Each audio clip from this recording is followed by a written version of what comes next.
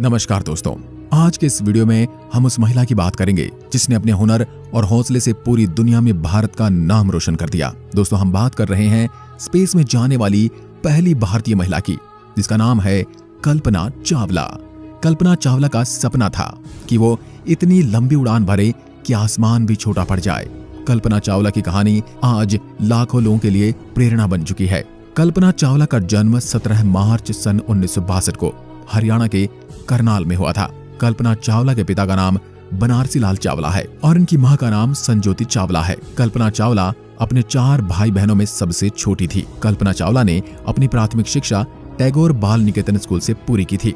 इसके बाद साल 1976 में कल्पना ने इंजीनियरिंग कॉलेज से एरोनॉटिकल इंजीनियरिंग में बैचलर की डिग्री प्राप्त की और उस समय एरोनॉटिकल इंजीनियरिंग करने वाली वो अकेली महिला थी। जिसके बाद कल्पना चावला ने सन 1982 में यूनिवर्सिटी ऑफ टेक्सास अमेरिका से एरोस्पेस इंजीनियरिंग में मास्टर की डिग्री प्राप्त की और मास्टर डिग्री करते समय ही कल्पना चावला की मुलाकात जीन पियर हैरिसन से हुई और साल 1983 में कल्पना ने जीन पियर से शादी कर ली। इसके बाद सन 1988 में यूनिवर्सिटी ऑफ कोलोराडो बोल्डर से कल्पना ने एरोस्पेस इंजीनियरिंग में पीएचडी की और इसी साल कल्पना ने नासा के साथ काम शुरू कर दिया। सन 1991 में कल्पना चावला को अमेरिका की नागरिकता भी मिल गई और इसके बाद दिसंबर 1994 में कल्पना चावला को अंतरिक्ष यात्रियों के 15वें समूह में शामिल कर लिया गया। कल्पना की काबिलियत को देखते हुए नासा ने उन्हें 1996 में अपने पहले स्पेस मिशन के लिए चुन लिया। कल्पना चावला को नासा के इस मिशन में विशेषज्ञ और प्राइम रोबोटिक आर्म ऑपरेटर के रूप में नियुक्त किया गया। नासा के इस स्पेस मिशन ने 19 नवंबर सन 1997 को उड़ान भरी।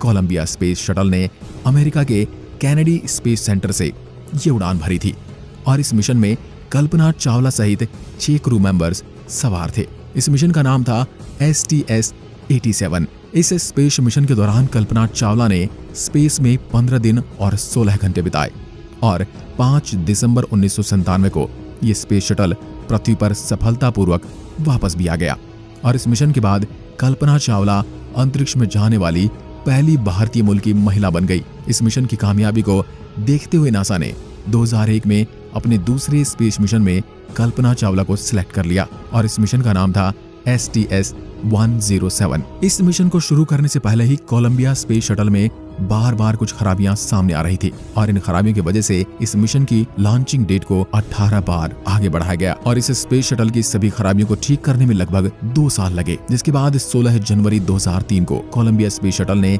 फ्लोरिडा के कैनेडी स्पेस सेंटर से अपनी 28वीं उड़ान भरी, जो कि इस स्पेसक्राफ्ट की आखिरी उड़ान साबित होने वाली थी। इस मिशन के दौरान पूरे 15 दिन 22 घंटे और 20 मिनट तक अंतरिक्ष में रहने के बाद 1 फरवरी 2003 को जब यह स्पेस शटल वापस धरती पर आ रहा था, तब धरती के वायुमंडल में प्रवेश करते ही सभी अंतरिक्ष यात्रियों को एक जोरदार झटका लगा और उन्हें सांस लेने में परेशानी होने लगी। उन्हें कुछ समझ नहीं आया, हवा का दबाव बढ़ने लगा, ऑक्सीजन की कमी होने लगी और सभी क्रू मेंबर बेहोश हो गए और उनके शरीर का तापमान एकाएक बढ़ने लगा और सभी अंतरिक्ष यात्रियों का खून उबलने लगा और इस वजह से शटल में ब्लास्ट होने से पहले ही सभी अंतरिक्ष यात्रियों की दर्दनाक मौत हो चुकी थी। स्पेसक्राफ्ट आउट ऑफ कंट्रोल हो गया और वायुमंडल की गैस तेजी से स्पेसक्राफ्ट में घुसने लगी और स्पेस शटल पर बहुत ज्यादा दबाव बढ़ने लगा और इसके बाद धरती से लगभग 63 किलोमीटर की दूरी पर स्पेस शटल में आग लग गई और यह धुएं के बादल में बदल गया और इस दुर्घटना के कुछ सालों तक नासा को ये पता ही नहीं चल पाया कि इस दुर्घटना के पीछे वजह क्या थी। सभी को यही लगता रहा कि शायद क्रू मेंबर से कोई गलती हुई होगी, लेकिन नासा ने इस मामले की बहुत बारीकी से जांच शुरू कर दी और उसके बाद जो बात सामने आई उसने सबको हैरान कर दिया। नासा की जांच में ये पता चला कि इस हादसे की वजह इंसुलेशन फोम था। इस इंसुलेशन फोम को समझने के लिए हम स्पेस शटल में इस्तेमाल होने वाली कुछ चीजों को समझते हैं, जिसमें हमें समझ में आएगा कि इंसुलेशन फोम है क्या। जिस स्पेस शटल में अंतरिक्ष यात्री यात्रा करते हैं उसे स्पेस में पहुंचाने के लिए रॉकेट का इस्तेमाल किया जाता है और इन रॉकेट को भी धरती से बाहर ले जाने के लिए बहुत सारे फ्यूल की जरूरत होती है। और अब हम फ्यूल के बारे में जानते हैं। ये फ्यूल 2 तरह के होते हैं, एक होता है लिक्विड फ्यूल और एक होता है हार्ड फ्यूल। लिक्विड फ्यूल में लिक्विड ऑक्सीजन और लिक्विड हाइड्रोजन का उपयोग किया जाता है और ये फ्यूल बहुत ही कम तापमान के साथ लिक्विड फॉर्म में मौजूद होते हैं और फ्यूल के कम तापमान को मेंटेन करने के लिए फ्यूल टैंक को अंदर और बाहर दोनों तरफ से इंसुलेशन फोम से कवर किया जाता है ताकि बाहरी तापमान से फ्यूल का तापमान बिगड़ न जाए।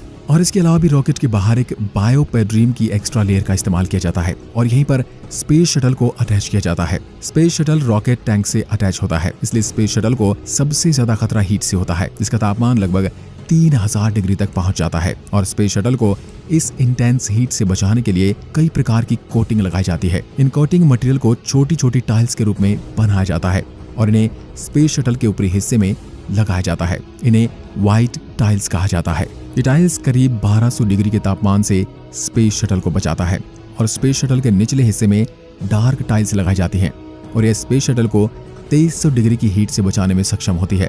लेकिन सबसे ज्यादा तापमान स्पेस शटल के विंग्स पर आता है और इसके विंग्स को ही हीट से बचाने के लिए रेन फॉरेस्ट कार्बन पैनल का उपयोग किया जाता है, जो इन विंग्स को 3000 डिग्री के तापमान से बचाता है। अब हम बात करते हैं कल्पना चावला के स्पेस शटल की। तो जब इस स्पेस शटल को लॉन्च किया जा रहा था तब टैंक में लगा इंसुलेशन फोम का एक टुकड़ा निकलकर स्पेस शटल के लेफ्ट विंग में लगे रेन फॉरेस्ट कार्बन पैनल से टकरा जाता है और इसके कारण स्पेस शटल के विंग में 10 इंच का गहरा छेद हो गया और यह छेद धरती पर वापस आते वक्त वायुमंडल के दबाव को झेल नहीं पाया और सारी हीट इसके अंदर चली गई।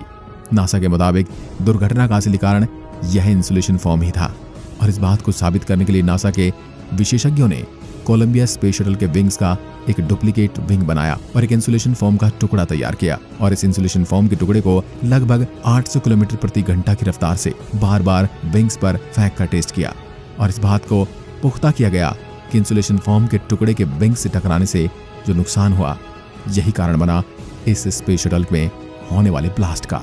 इस हादसे में 10 साल बाद 17 जनवरी सन 2013 को कोलंबिया के प्रोग्राम मैनेजर वायन हिल ने एक ब्लॉग में खुलासा किया था। लॉन्चिंग के दौरान इंसुलेशन फोम के टुकड़े से हुए इस हादसे को नासा के मिशन मैनेजमेंट टीम ने देख लिया था और नासा इस बात को समझ चुका था कि इस मिशन से कोई भी अंतरिक्ष यात्री सुरक्षित वापस धरती पर नहीं लौट सकता।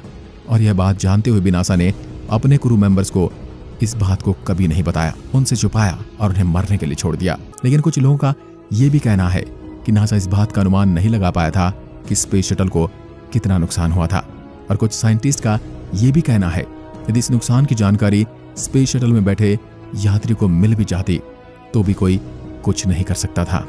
और यह भी कहा जाता है कि नासा यह नहीं चाहता था कि मिशन पर सभी अंतरिक्ष यात्री यह सुनकर परेशान हो जाएं और अपनी जिंदगी के अंतिम दिनों में ये सोच कर जिएं कि हम मरने वाले हैं। इसलिए शायद नासा ने अंतरिक्ष यात्री को ये नहीं बताया। 5 फरवरी 2003 को भारत सरकार ने कल्पना चावला के अभूतपूर्व योगदान को देखते हुए ये घोषणा की कि इसरो के जितने भी मौसम संबंधित उपग्रह स्पेस में भेजे जाएंगे उनके नाम कल्पना चावला की याद में कल्पना सैटेलाइट होंगे। और इसके अलावा भी कल्पना चावला छात्रवृत्ति और कुछ अन्य चीजों में भी कल्पना चावला का नाम रखा जाएगा। और नासा ने भी कल्पना चावला के सम्मान में एक सुपर कंप्यूटर का नाम और मंगल ग्रह पर एक पहाड़ी का नाम भी कल्पना चावला के नाम पर ही रखा है। तो दोस्तों, ये थी कहानी कल्पना चावला की, जो स्पेस में जाने वाली पहली भारतीय मूल की महिला बनी। कल्पना चावला आज लाखों लोगों के लिए प्रेरणा है। आज के इस वीडियो में बस इतना ही। अगर वीडियो पसंद आया तो लाइक कीजिए और ऐसे वीडियो देखने के लिए हमारे चैनल को सब्सक्राइब जरूर करें। धन्यवाद।